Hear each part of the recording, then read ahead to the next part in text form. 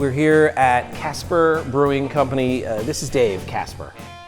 Dave, thanks for having us. My pleasure. Thanks for being here. I have to say, when you walk in, we had heard that one of the things that you do exceptionally well is European styles. And as soon as you walk in, it's evident. It's like the United Nations with all of the flags on the walls here. And all of these flags represent different styles that you either have on tap or have had on tap at some point. That's correct. We either will have them, have had them, or do have them.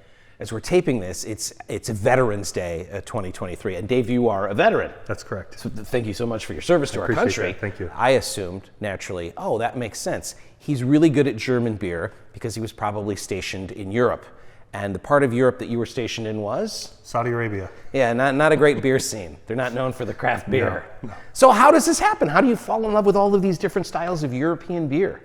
Well, I mean, I figured if it's been around for 100 years, it's probably going to be around for another 100 years. Smart. Yeah, and I do love the styles. I love the challenge of trying to make these beers spot on to specification. So I'm an organic chemist by trade, and so for us, the challenge is not just making the malt bill, but also designing the water around where the beer should come from. Walk me through how you're able to do that. So all these cities have published, documentation about what their water is comprised of, and what we're looking for is chloride, sulfates, different anions and cations.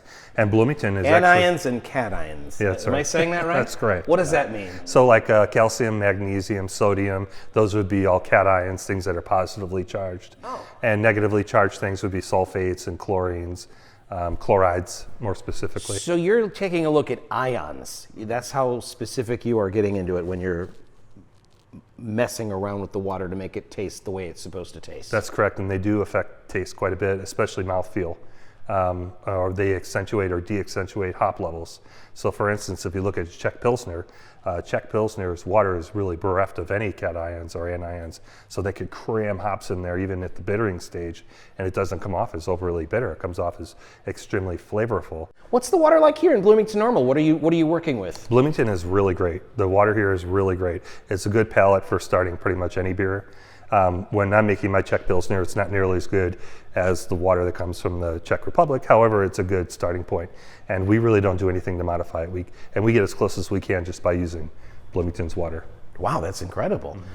How did you get into brewing in the first place? Probably it was a mixture of me liking to cook and also being an organic chemist. So you just get accustomed to tinkering around with either recipe or chemistry. And so, when you make a beer or you design a recipe, that's one thing. But when you want to go to that next level, a level deeper than just malt bill, what do? You naturally go into the chemistry behind it, and that would involve water chemistry. When you started, did you think, well, this could be challenging, I can learn from this? Or did you think, well, how hard could this be? I'm already an organic chemist.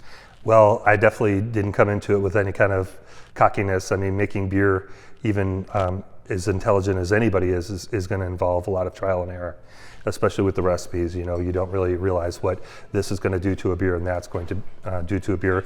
But after several years of home brewing and you get pretty accustomed to making a beer that you like, you kind of get the feeling that's just missing that something.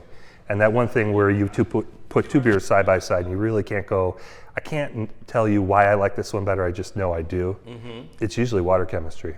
This Marzen is delicious.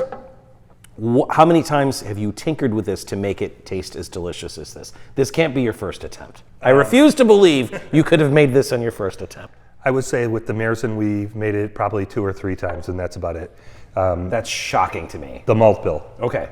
We continually play with the water. Okay. However. So are you ever really done with anything then? There are a few recipes where we shelve it and go, that's it, don't play with it, it's perfect, everybody loves it. Okay. But just a handful, that's it. Okay, so what would be the ones when we're here at Casper Brewing Company that you're done tinkering with? Probably our West Coast IPA and our Vienna Lager, okay, our Czech Pilsner and our Citrus Sweet. When you're putting a recipe together, how does that start? What do you start with? Do you start with the name first and then try and fit a style to the name? Sure. So I don't name any of my German beers. It's more or less out of respect. Plus, a name doesn't really give you any indication of what kind of beer it is. So it could be Joe Schmo's Ale. Nobody knows what that means. But if I say Schwarzbier, well, you would go, I wonder what that is. And you could easily just Google Schwarzbier and realize it means black lager. I've never considered that, but that's really smart on your part, Dave. I mean, I'm not a smart guy. I just Yeah, the organic chemist wants to come on the show and act like he's not a smart guy. You're not buying that, and I'm not either. And I wanted to ask you, again, it's Veterans Day.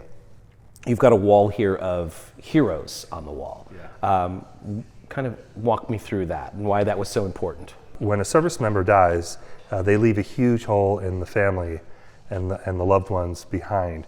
And the Gold Star families are the ones that I'm referring to. I wanted to give them a place here in Casper, and namely the wall over there, where people would always kind of glance over and remember that the freedoms we enjoy, which include a lovely beer here and there, are paid for by somebody else in advance. Right. And they've done that with their life.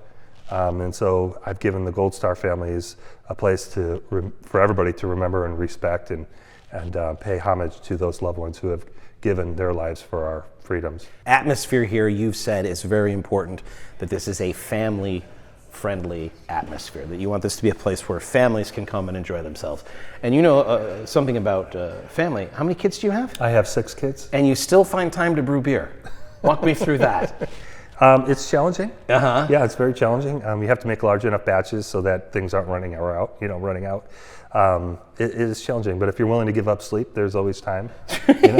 As long as you don't sleep, you can make it happen. You're also on a 9-hole golf course. That works out perfectly. If you want to just shoot a quick 9 and then come and have a great European-style beer, you're not the world's best golfer, are you? No, I'm the world's best golf cart driver. You said that if we want to come and play, you'd be happy to drive us around. Absolutely, that way. Can you can't bring your beer onto the golf course, can you? Do they have a deal where I can like get a crawler and use it while I shoot 9 holes? You can take a crawler anywhere you want. Okay. Well, it's still a free country, thanks to Dave. How about that? It's Casper Brewing Company here in Bloomington.